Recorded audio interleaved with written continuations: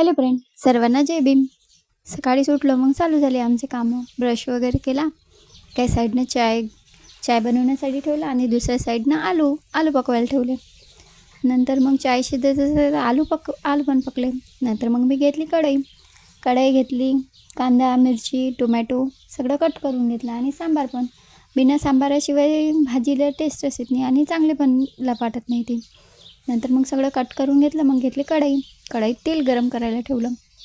तेल गरम होतच होतं, तर त्यामध्ये मी कांदा मिरची हे टाकून घेतलं. कांदा मिरची मस्त पकवून घेतली.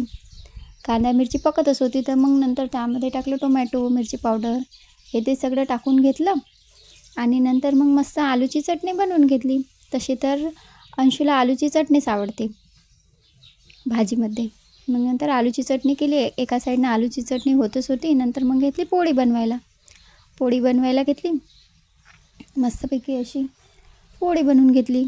पोळी बनवली. नंतर मग केला त्याचा टिफिन पॅक केला आणि तो करत होता त्याची तयारी. झाला मग त्याची तयारी करून झाली आणि चालला आहे मग तो शाळेत चालला आहे. आणि साऱ्यांची मस्ती चालू आहे, मम्मी मी पण जातो ना असं चालू आहे दोघांचा गोंधळ. आणि चालला आहे. तुम्हाला करते बाय.